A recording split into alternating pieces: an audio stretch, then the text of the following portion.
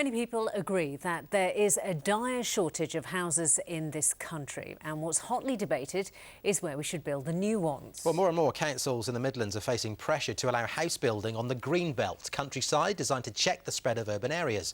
Our correspondent Peter Bean has this special report. Our population is growing and getting older, and we all need a roof over our heads. The question is, where are we going to put everyone? For 60 years, we've surrounded our towns and cities with the green belt, a ring of countryside designed to control urban sprawl. But the huge need for new housing is putting it under pressure like never before. Suzanne Webb's home in Sutton Coldfield looks out onto wildflower meadows. It's green belt land on the edge of Birmingham, but perhaps not for much longer. The City Council has earmarked it as a potential site for future development. There could be as many as 6,000 new homes and an 80-hectare employment zone. There is the view aspect, of course, and as you can see, it's quite stunning. But there's a desecration of what's actually agricultural land as well.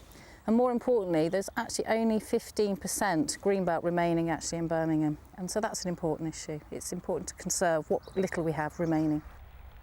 There have been hundreds of objections from local residents. They say it will ruin the character of an area which is home to several listed buildings. Well, looking down the valley there, the hedge line is the A38.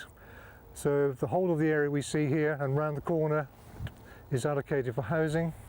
David Cook lives in the nearby village of Warmley and believes it would be the death knell for the community. I think it'll kill it. I think it'll kill the community spirit. It'll swamp it. You're going to probably double the size of the residents or the resident occupation. So you can imagine how many cars that's going to generate and the effect on the local highway system. Could Warmley cope? I generally don't think it would. Environmental groups believe the threat to our green and pleasant land has never been greater. Councils, they say, are under pressure to free up the green belt for new housing. And if they turn developers down, risk having to defend costly appeals in court. Yes, we need more housing, more decent housing, but what we need most is affordable housing. And experience shows that the developments on the greenfield sites tend not to be affordable housing. They're way beyond the reach of people on low incomes. Birmingham City Council says it needs to provide 80,000 new homes by 2031 to keep up with the rising population.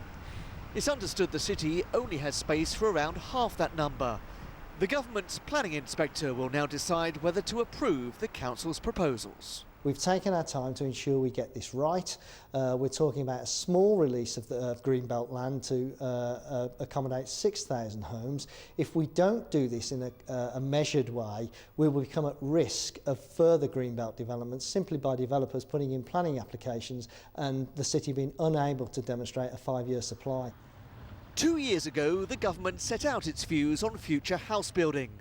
The National Planning Policy Framework says council should presume in favour of sustainable development, but it commits to protecting the green belt and encourages development of brownfield sites. Under government guidelines, greenbelt land can only be built on in very special circumstances. Campaigners claim that that message is being ignored and land like this is under siege. But house builders would argue that the housing shortage facing this country is in itself a very special circumstance. It's important to recognise the fact that we have a housing crisis in this country, and therefore we need to provide a lot more homes for people, and those homes will need sites on which to be built. We're doing all we can to bring brownfield sites back into reuse, but ultimately there just aren't enough of them in the right places, and that inevitably means that we need to bring forward some greenfields. Housing the next generation could mean large swathes of green belt disappearing forever. It's something many in this generation won't give up without a fight. Peter Bean, ITV News, Sutton Coldfield. Stay with us. You're watching